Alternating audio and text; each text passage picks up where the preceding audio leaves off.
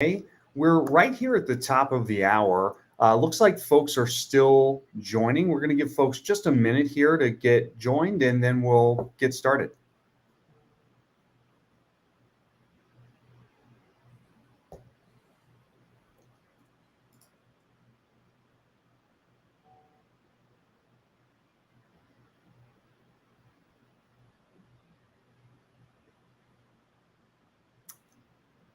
Yeah, and welcome to those just joining in. We're going to give people just a few more seconds here to join, and we'll get kicked off momentarily. Thanks.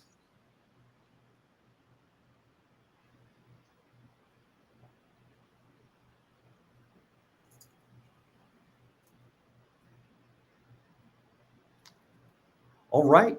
Welcome, everyone. We'll go ahead and get started. My name is Matt Harrell. I'm on the marketing team at Clearwave, and I'll be your moderator today. This is part three of our three-part series on patients, profits, and practices. If you missed parts one and two, we started off with a focus on patient acquisition. And then in part two, we covered a bit about patient lifetime value and retention.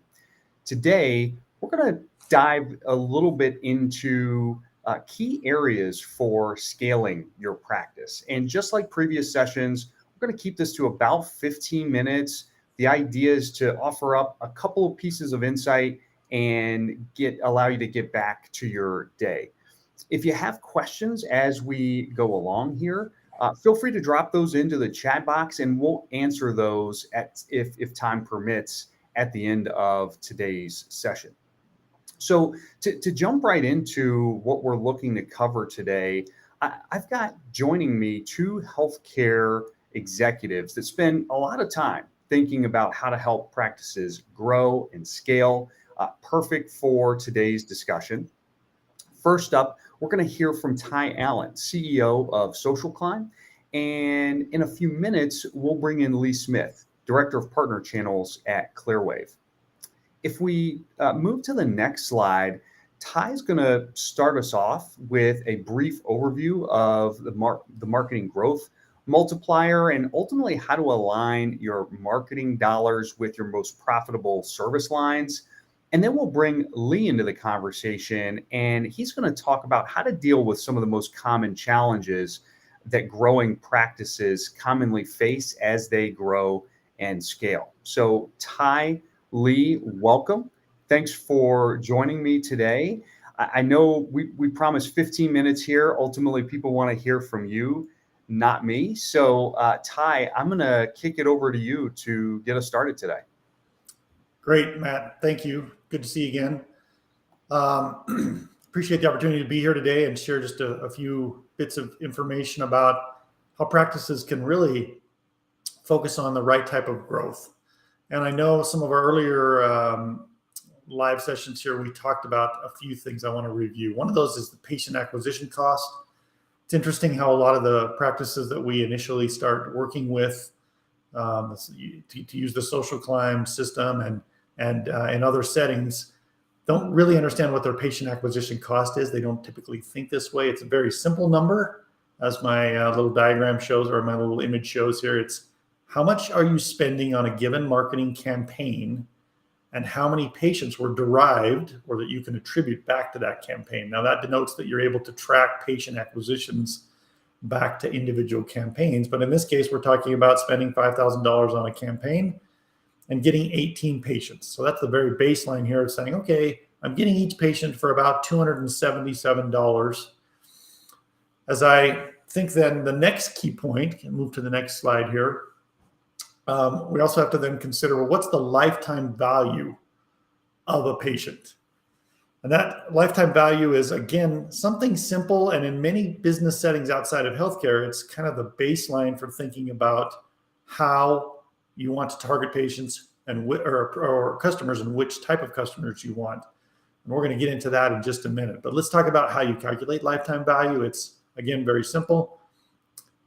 There's really two categories. There's the reoccurring patients that a lot of practices deal with, and then there's the more episodic cases or acute cases that other types of specialty practices deal with. So in the first case, lifetime value of a patient is for a reoccurring patient, in a practice, a primary care or some sort of practice that sees patients quite often, it's just how much do you make per visit? How many visits a year? How many years do you, on average, keep a patient?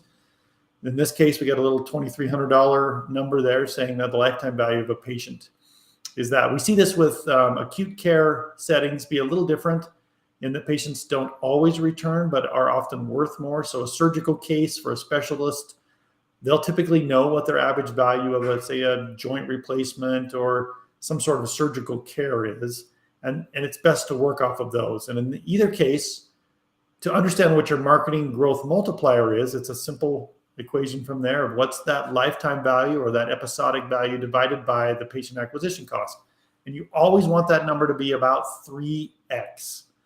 So every dollar you put in is giving you at least $3 back. And in some cases, the numbers that we see in reality are more like 20, 30, 50x when the marketing is done well. And one key point to that is when you're going to spend marketing dollars, spend those dollars on the types of patients that actually don't just increase your revenue, but increase your revenue with more profitable care types. So one way to do that, if we can move to the next slide, is to make sure that when you're spending marketing dollars, you are focused on the patient categories that you want more of. Every practice has a list of patient types that they want less of and patient types that they want more of. It's a reality that not everybody outside of healthcare understands happens. But if a practice could choose, they'd choose the patients that pay well, have good chance of recovery, and are in good need of the type of care the practice provides. They fit on those criteria. So one thing that we've done in the Social Client platform is we've created predictive patient targeting models. And this little example here, we're showing an orthopedics example where this practice would like to get more patients who are in need of knee care. The knee surgery group in this practice would like to up their game. They want to focus on certain types of knee care in certain zip codes. And those zip codes are then clicked on. So they ran a model here. They looked at the audience that it generated. The darker the zip codes, the higher number of people in those zip codes are in need of the care type that they want and also have the type of propensity to pay that they would like. And they've then selected 3 of those zip codes, and we're seeing 15,000 patients identified there. So of the 160,000 people that live in those zip codes, this marketing campaign is going to focus just on attracting those high-value patients. Those 15,000 people are who we believe are the most likely to turn into those high-value patients. And if the marketing is focused like this, that marketing multiplier works out very nicely for the practice. So as we are able to start attracting these patients in these categories, the key then is to get them into the practice. And that's where the kind of partnership that we're really excited about here with Clearwave allows this handoff of those patients into a self-scheduling and onboarding process that I know Lee has a lot more knowledge about than I do. So we'll kind of say we're handing the patients who we've attracted off into that process and let Lee take it from here. Great. Thanks, Ty. Appreciate it. Like Ty said, you and the practice have done a lot of work to get the right patients in, with the right cost to acquire them and get them in. But then you've kind of created some positive problems for yourself. How do you get that line of patients, to your practice? That's the first step. How do we get them to the practice? And then you've got them on the schedule. You go to the next slide, Matt. Well, then you've created, kind of a log jam at your front desk with a lot of things that have to happen for those patients, and your staff is, limited. In a lot of places you're understaffed. So you've got all these patients that have a lot of little things that we have to take care of, because not only do we want to take care of them, we want to take care of them efficiently. So that's where technology can come in. You can move the slide, Matt. And really, we talk about growing, but it's talking about scaling, which, you can think about how are we efficient with our current patient population? If we doubled the number of patients we can see in a day to get them to the back, there's a lot of things that have to happen to make sure we're efficiently getting them in, whether it's using self-patient scheduling, which everybody loves, being able to go online at night and make your own appointment at the right time with the right doctor is something that's very beneficial to your practice. So that way they're on the books and their eligibility's already been checked. Then once they get to the practice, being able to check themselves in at a kiosk or on their phone, reminding them to show up through technology. And then just completing all the registration needs, your HIPAA compliance form, your patient intake, taking care of all of that digital front door registration work so your staff can do the clinical side and take care of those patients. There's so many benefits. So if we do our job correctly, you go ahead and move, Matt. We changed that front office look for you. We've made it where the patients are taking care of themselves. Your staff's been able to be proactive and engage the right patients where they need to. And then if we really, go ahead, Matt, if we've done our job correctly, this is a little tagline I like. What does the patient want to hear? They want to be in the waiting room taken care of. They want to hear the doctor will see you now. And that's really where your practice wants to focus, is the clinical taking care of all those patients. So if we can do everything on the front end, we've made it more efficient. We've scaled your practice for the right patients to really enhance your practice to the next level, which is hopefully what Clearwave and Social Climb can do for you together. Awesome. Thanks, Lee, and thanks to you as well, Ty, for all of the insights. I think, really today's session was a great capstone to our 3-part series. The first 2 sessions on patient acquisition, calculating patient lifetime value and retention, a lot of those activities are really becoming table stakes for high performing practices. And I think if I think about some of the things that you all talked about today, Ty, on your portion, identifying those high value service lines, knowing your acquisition costs, and then translating that and using technology like predictive patient targeting. And then for you, Lee, thinking about how to enable technology throughout that patient flow, everything from 24/7 self-service scheduling, automating the eligibility verification process, check-in, and then ultimately collecting payments as well. Those are the things that are really going to allow practices to elevate from being, really good to truly best in class. And I think that's obviously what we want everybody tuning in today, the level that we want them to be at. So again, thanks, Ty and Lee.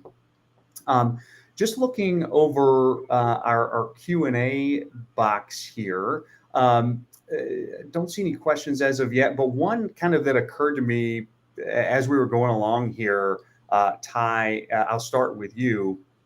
You talked about, your patient acquisition costs, aligning your marketing dollars with the most profitable service lines. Do you find when you all start working with clients that in many cases, I think most people, when they think about,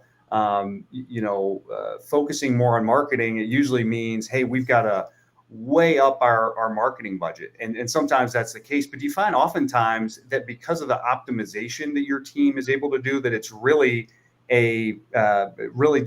that exercise of making your existing marketing dollars much more efficient versus saying, hey, we've got to double, triple our existing marketing costs? Yeah, I think your point is well taken, that typically when a practice starts to use our platform, what they realize is they've been spending inefficiently, and they don't typically have to increase the marketing budget. They're simply focusing the budget on things that bring more of the higher value cases.